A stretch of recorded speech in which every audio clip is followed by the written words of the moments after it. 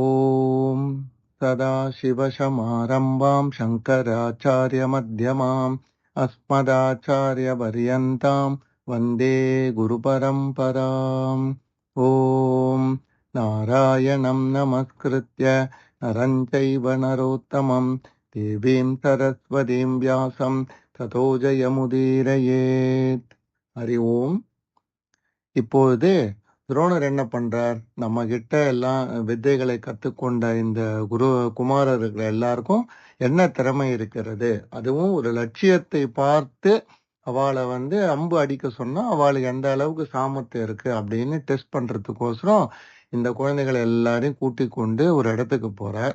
அந்த இடத்துல முன்பேயே அவர் என்ன பண்றார், ஒரு பாசப்பட்சியை போல கள்ளிக்காய் அப்படின்ற ஒரு மரத்தினால செய்யப்பட்ட ஒரு பட்சியை ஒரு மரத்தின் நுனியில ஏற்றி அதை தொங்க விட்டுறாரு. தொங்க விட்டுட்டு துரோணர் என்ன பண்றாரு, எல்லா குழந்தைகளையும் கூப்பிட்டு இந்த பட்சியை குறியாக காண்பித்து, நீங்க எல்லாரும் சீக்கிரமா வில்லு அம்பு எல்லாத்தையும் எடுத்துட்டு அதுல அம்பை தொடுத்து இந்த பாசம் என்னும் பட்சியை குறியிட்டு நில்லுங்கள். நான் சொல்லும் பொழுது ஒருத்தர் உடனே இந்த சிரசை அடிச்சு தள்ளிடணும். ஒவ்வொருத்தருக்கா நான் கட்டளை இடுவேன், அப்படியே செய்யுங்கள் அப்படின்னு என்ன பண்றாங்க. இருக்கிற எல்லா குழந்தைகளும் அதே மாதிரியே ரெடியா இருக்கா. அப்ப முதலில் துரோணர் என்ன பண்றாரு, யுதிஷ்டரை பார்த்து, இந்த உலகத்துல ஜெயிக்க கூடாத வீரனாகிய நீ முதலில் பானத்தை தொடு அப்படின்னு சொல்லிட்டு அதன் முடிவில் அதை விடு அப்படின்னு சொல்றார். குருவின் வாக்கியத்தினால் தூண்டப்பட்ட யுதிஷ்டன் என்ன பண்றான், உடனே வில்லை எடுத்து அம்பை அதுல தொடுத்து அந்த பாசப்பட்சியை குறிவைத்து நிற்கிறான்.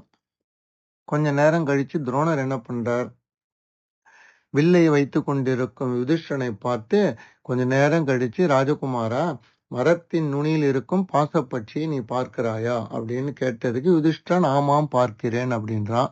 கொஞ்ச நேரம் கழிச்சு துரோணர் என்ன பண்றார், மறுபடியும் இந்த மரத்தையும் என்னையும் உன் சகோதரர்களையும் பார்க்கிறாயா அப்படின்னா, அதற்கு யுதிஷ்டர் சொல்றார், இந்த மரம் மாத்திரம் இல்லை, உங்களையும் என் சகோதரர்களையும் பாசப்பட்சியையும் பார்க்கிறேன் அப்படின்னு பலமுறை பதில் சொல்றார். உடனே துரோணர் மனசுல ஒரு அதிருப்தி வருது. இந்த லட்சியத்தை இவனால் கண்டிப்பாக அடிக்க முடியாது அப்படின்னு சொல்லிட்டு, உன்னால் இதை செய்ய முடியாது என்று இகழ்ந்து அவரை போரும்படி சொல்லிடுறார். இது மாதிரி புகழ்பெற்ற துரோணர் என்ன பண்றார், மற்ற எல்லா சிஷ்யர்களையும், துரியோதனன் முதலாகிய திருதராஷ்டிர புத்திரர்களையும், பீமன் முதலியவர்களையும், அந்நிய தேசத்து அரசர்களையும் பரீட்சிப்பதற்காக யுதிஷ்டரை கேட்டதை போலவே சொல்கிறார். அவர்கள் எல்லோரும் எல்லாவற்றையும் பார்ப்பதாக சொல்ல, உடனே துரோணர் இவாளால முடியாதுன்னு சொல்லி நிந்திக்கப்பட்டு அவர்கள் எல்லாம் நிராகரிச்சு விடுறார். இப்ப துரோணர் என்ன பண்றார், சிரிச்சுண்டே அர்ஜுனனை பார்த்து, இப்போது உன்னுடைய முறை, நீதான் இந்த பட்சியை அடிக்கணும், இந்த லட்சியத்தை பார், நான் சொல்ற நேரத்துல பானத்தை விடு அப்படின்ன உடனே தனுசை வளைச்சு கொண்டு கொஞ்ச நேரம் அந்த வில்லுல அம்பை ஏத்திட்டு அவன் அப்படியே நிக்கிறான். அப்படி நிற்கப்பட்ட அர்ஜுனனை பார்த்து குரு என்ன பண்றார், கொஞ்ச நேரம் கழிச்சு, அர்ஜுனா, இங்க இருக்கும் பாசப்பட்சியையும் மரத்தையும் எண்ணெயும் பார்க்கிறாயா அப்படின்ன உடனே அவன் சொல்றான், இந்த பாசம் ஒன்றை மட்டும்தான் நான் பார்க்கிறேன், மரத்தையும் பார்க்கல, உங்களையும் பார்க்கல அப்படின்னு மறுமொழி சொல்றான். பிறகு ஜெயிக்க முடியாத அர்ஜுனன் மீது அதிக நம்பிக்கையும் திருப்தியும் அடைந்த துரோணர் என்ன பண்றார், கொஞ்ச நேரம் கழிச்சு திரும்பவும் அந்த அர்ஜுனனை பார்க்க, இந்த பாசப்பட்சியை பார்த்தால் அதை திருப்படியும் எனக்கு சொல்லு அப்படின்னு சொல்றார். அப்போ உடனே ஒரு நிமிஷம் யோசிச்சுட்டு அர்ஜுனன் சொல்றான், நான் பாசத்தின் சிரசை மாத்திரம்தான் பார்க்கிறேன்னு ஒழிய அந்த பட்சியோட உடல் எனக்கு தெரியவே இல்லை அப்படின்னு சொன்ன உடனே அர்ஜுனனை பார்த்து உடனே அம்பை விடு அப்படின்னு சொல்றார். அவன் விட்ட அம்பினால் அந்த பட்சியானது தலை வேறாகவும் உடல் வேறாகவும் அருந்து வேகமாக கீழே விழுந்தது. அந்த செய்கையை நிறைவேற்றின உடனே துரோணர் அர்ஜுனை கட்டி கொண்டு யுத்தத்தில் அந்த துருபதராஜனை தாம் இப்பொழுதே வெற்றி கொண்டு விட்டதாக மனத்திற்குள் நினைத்து கொண்டார். அதன் பிறகு கொஞ்ச காலத்திற்கு பிறகு அந்த துரோணர் என்ன பண்றார், சிஷ்யர்கள் எல்லாரையும் கூப்பிட்டு ஸ்நானம் பண்றதுக்கோசரம் கங்கைக்கு போறார். அங்க கங்கை ஜலத்தில் அமிழ்ந்து துரோணாச்சாரியார் குளித்து கொண்டிருக்கும் பொழுது அங்கு சஞ்சரிக்கக்கூடிய ஒரு முதலை என்ன பண்றது, அந்த கால தேவனால் ஏவப்பட்டு அவருடைய கணுக்காலை பிடிச்சுக்கிறது. அந்த கணுக்காலிலிருந்து அவர் ஈஸியாக அந்த முதலையிலிருந்து விடுபட முடியும். இருந்தாலும் அவர் என்ன பண்றார், இந்த துஷ்யர்கள்லாம் பார்த்து முதலையை கொன்று என்னை சீக்கிரமாக யாராவது விடுவீங்கோ அப்படின்னு கத்துறார். சிஷ்யர்கள் எல்லாரும் என்ன பண்றா, வேக வேகமா என்ன பண்றது ஏது செய்யறது அப்படின்னு இங்கேயும் அங்கேயும் ஓடும்போது அவர் வாயிலிருந்து வந்த சொற்கள் புறப்பட்டு முடியும் காலத்திலேயே அர்ஜுனன் என்ன பண்றான், யாராலும் தடுக்க முடியாத கூர்மையான 5 அம்புகளை நீருக்குள் மூழ்கி இருந்த முதலையை பார்த்து அடிக்கிறான்.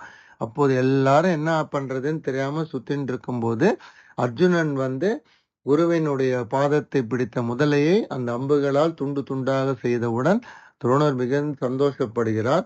அந்த முதலையானது அந்த கங்கை கரையிலேயே மரணமடைந்து நிற்கிறது. உடனே துரோணர் வெளியில துரியோதனன், துச்சாதனன் எல்லாரையும் பார்த்து எப்படிப்பட்ட சிஷ்யன் இந்த அர்ஜுனன் அப்படின்னு அவனை புகழ்ந்து சொல்றார். இதே மாதிரி இன்னொரு சமயம் என்ன பண்றாருன்னா, துரோணர் இந்த சிஷ்யர்களுக்கெல்லாம் ஒரு பரீட்சை வைக்க வேண்டி அவர் என்ன பண்றார், மண்ணால் ஒரு குழந்தையை பண்றார். பண்ணிட்டு இந்த சிஷ்யர்கள்லாம் பார்த்துட்டே இருக்கும்போது அந்த குழந்தையை கங்கையில போட்டுறார்.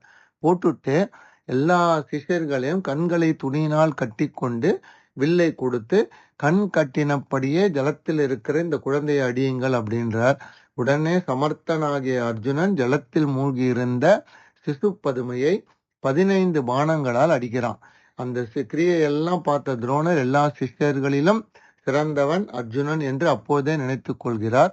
உடனே ரொம்ப சந்தோஷம் அடைந்து அந்த குரு என்ன பண்றார், அர்ஜுனனை நோக்கி, இப்படி மிகச் சிறந்த வில்வித்தியை உடைய உனக்கு பிரம்ம சிரஸ் அப்படின்ற ஒரு அஸ்திரத்தை அதை பிரயோகம் செய்யக்கூடிய மந்திரங்களோடு உனக்கு கொடுக்க போகிறேன், நீ பெற்றுக்கொள்.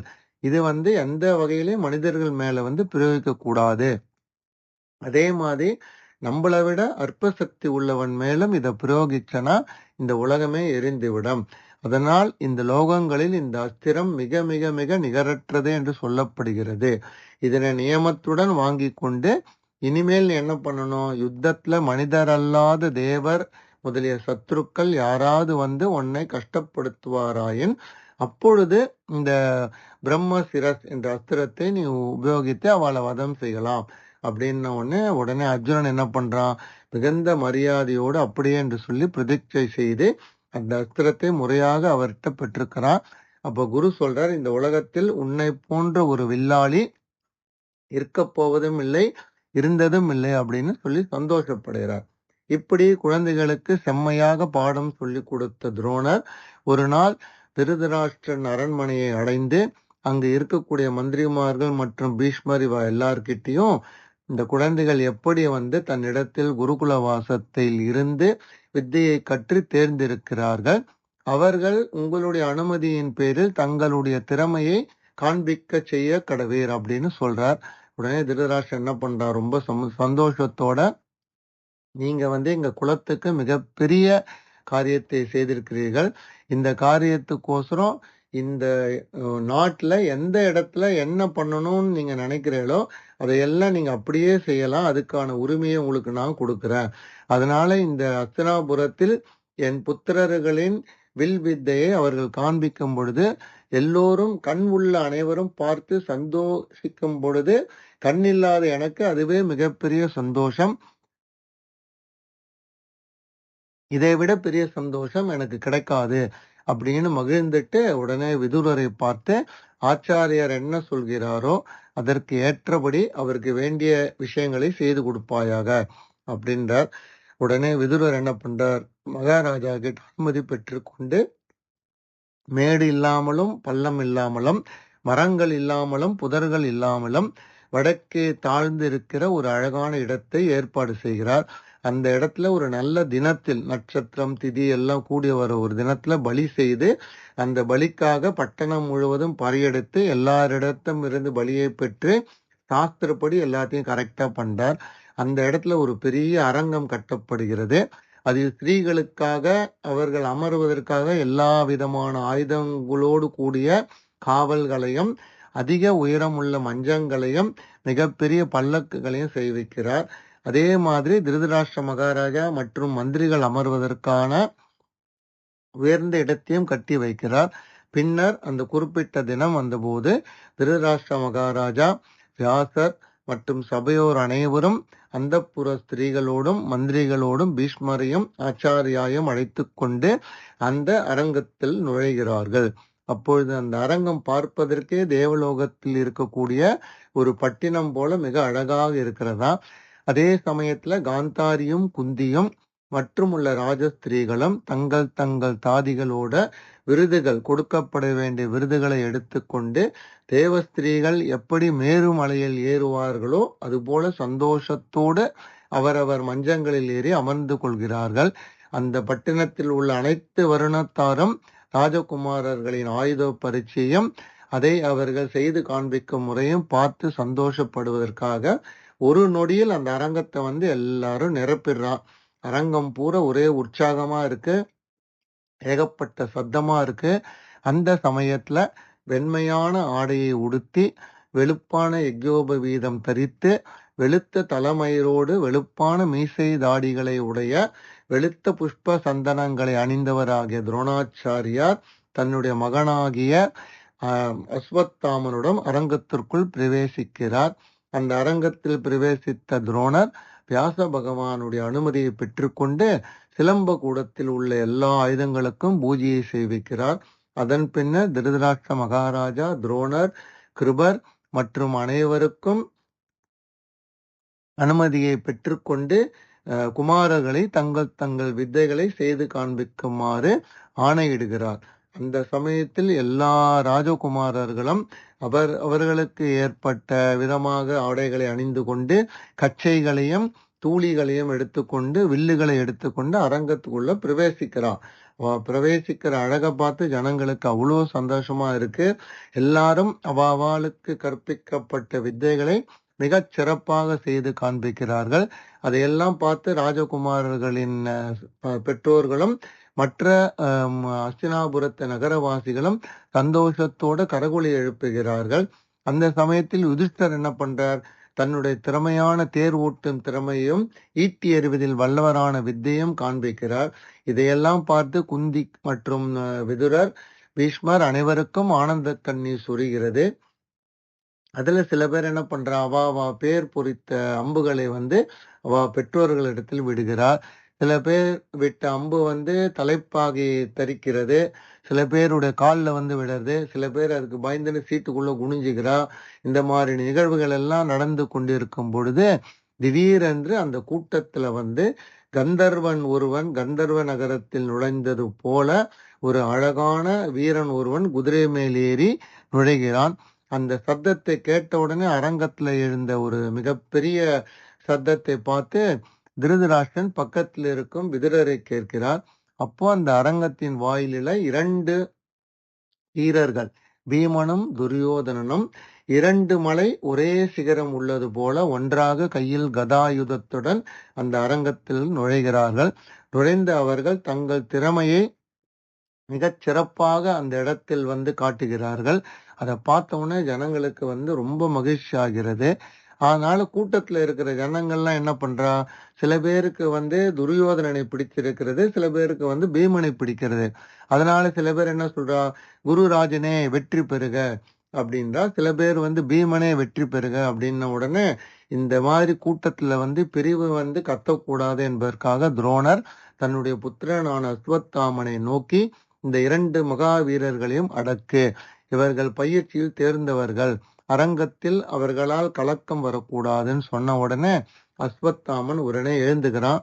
பீமா குருவின் ஆக்ஞை, துரியோதனா குருவின் கட்டளை என்று சொல்லி உங்களுக்கு குருவின் உபதேசத்தினால் உண்டான வேகத்தையும் லாவகத்தையும் நீங்கள் காண்பித்தது போதும் என்று தடுக்கிறான்.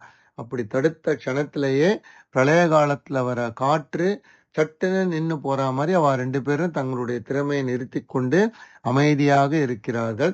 அதன் பின் துரோணர் சபையில் முன் எழுந்து, என் புத்திரனை விடவும் எனக்கு மிக்க மிக்க சிநேகிதமானவனும் என்னுடைய அன்பிற்கு பாத்திரமானவனும் ஆகிய எல்லா ஆயுதங்களையும் சிறப்பான தேர்ச்சி பெற்று இந்திரனின் புதல்வனாகிய அர்ஜுனன் தற்பொழுது தன்னுடைய வித்தையை காண்பிக்க போகிறான் அப்படின்னு சொன்ன உடனே அந்த சமயத்துல அவ்வளோ ஒரு அழகான அர்ஜுனன் தன் விரல்களில் உரை அணிந்து கவசங்களை அணிந்து கொண்டு பொன்மயமான கவசத்தை அறிஞ்சிண்டு சூரியனுக்கும் இந்திரனுக்கும் ஒப்பான பிரகாசத்தோடு சந்தியா காலத்து மேகம் போல அந்த அரங்கத்துக்குள்ள நுழையிறான். அப்ப அந்த சபையிலே ஒரு பெரிய மகிழ்ச்சி ஏற்படுகிறது. வாத்தியங்கள்லாம் முழங்குகின்றன. இவன் குந்தி புத்திரன், இவன் அழகானவன், இவன் பாண்டவர்களின் நடுவானவன், இவன் தேவேந்திரனுடைய புத்திரன் அப்படின்னு ஆளுக்காளு சத்தம் போட்டு சொல்றா. இந்த சத்தத்தை கேட்ட குந்திக்கு மிகுந்த ஆனந்த கண்ணீர் விடுகிறது. அப்ப திருதராஷ்டிரன் மகாராஜனும் மனமகிழ்ந்து விதுரரை பார்த்து, என் பாண்டுவின் மனைவியாகிய குந்தியின் அருளினால் 3 குமாரர்கள் எப்படி ஒரு அரளிக்கட்டையிலிருந்து அக்னி உருவாகுமோ அது போல உருவாகி இருக்கிறார்கள் அப்படின்னு மிக சந்தோஷப்படுகிறான். அந்த சந்தோஷத்தோடு விதுரர் சொல்றார், பாண்டுவின் புத்திரனாகிய அர்ஜுனன் தற்பொழுது தன் வில்வித்தையை இங்கே காண்பித்துக் கொண்டிருக்கிறான் அப்படின்னு சொன்ன உடனே அந்த சமயத்துல அர்ஜுனன் என்ன பண்றான், தன்னுடைய எல்லா அஸ்திர சாஸ்திரத்தையும் ஆச்சாரியாரின் அனுமதியுடன் அநேகரும் பார்ப்பதற்காக செய்கிறான். அவன் ஆக்னேயஸ்திரத்தினால் தீயையும், வருணாஸ்திரத்தினால் ஜலத்தையும், வாயு அஸ்திரத்தினால் காற்றையும், மேகாஸ்திரத்தினால் மேகங்களையும், பூமி அஸ்திரத்தினால் பூமியையும், பர்வதாஸ்திரத்தினால் மலைகளையும் உண்டு பண்றான். அந்தர்தனம் அப்படின்ற ஒரு அஸ்திரத்தினால திடீர்னு அவனே மறைஞ்சு போயிடறானா. ஒரு க்ஷணம் ரொம்ப உயர்ந்தவனா தெரிகிறான், அடுத்த க்ஷணம் குள்ளவனா இருக்கான். க்ஷணத்துக்கு க்ஷணம் தேர்தட்டிலும் தேரின் நடுவிலும் அந்த பூமியிலும் மாறி மாறி அவன் செய்யற எல்லா வித்தைகளையும் பார்த்து அனைவரும் ரொம்ப சந்தோஷப்பட்டு கையை தட்டி கொண்டிருக்கிறார்கள். அதே மாதிரி அஸ்திர வித்தைகளை பார்த்தேன்னா ஒரே சமயத்துல 15 அம்புகளை ஒரு அம்பு போலவே விடுறானாம். எல்லா லட்சியங்களையும் சிறப்பாக அடித்து தள்கிறான். அந்த சமயத்துல அநேகமா அந்த அரங்கத்தில் நடைபெறும் நிகழ்ச்சிகள் முடியும் சமயத்துல வாசல்ல ஒரு பூமியே வெடிச்சு ஏதோ பாறைகள்லாம் வரா மாதிரியான ஒரு மிகுந்த சத்தம் ஏற்படுகிறது. இது என்ன சத்தம், யார் வருகிறார்கள் என்று திருதராஷ்டிரன் முதலியான அரசர்களும் ராஜகுமாரர்களும் துரியோதனன் அவனுடைய சகோதரர்களும் துரோணர் மற்றும் பாண்டவர்களும் எல்லோரும் அந்த வாசலை எதிர்நோக்கி பார்க்கிறார்கள். அந்த சமயத்தில் அந்த வாசல் வழியாக வந்த மனிதன் யார், அவன் அந்த அரங்கத்தில் என்ன செய்தான் என்பதை அடுத்த வாரம் நாம் பார்க்கலாம். ஹரி ஓம்.